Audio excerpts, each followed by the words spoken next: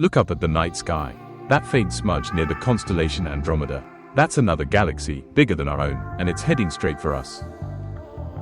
For decades, scientists believed the Milky Way and Andromeda were destined to collide.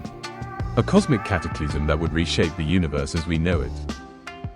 But new discoveries are changing that story. What they reveal about our galaxy's future is shocking. For years, astronomers told us the countdown had already begun. In about 4 billion years, our galaxy would collide head-on with Andromeda, merging into a monstrous new galaxy, Milkomeda. Stars would be flung across the cosmos.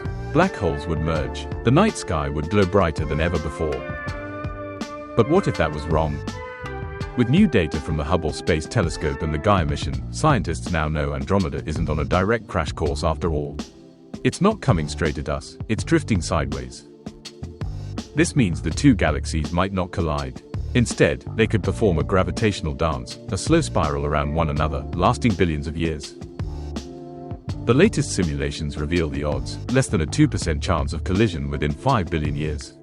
And about 50% in 10 billion. In cosmic terms, that's not a crash. It's a long, unpredictable waltz. But let's imagine the unthinkable, that the collision does happen. When galaxies meet, the stars don't smash together. They pass through each other, like ghosts. Gravity reshapes everything. Gas clouds collide, sparking the birth of new stars. Two black holes spiral inward, merging into one supermassive monster. And our sun, it will likely survive, drifting into a new orbit, watching a new universe form in the aftermath. So no, the end isn't near.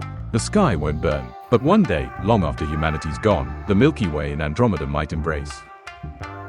A cosmic love story written in the stars, billions of years in the making. The universe doesn't rush, it dances.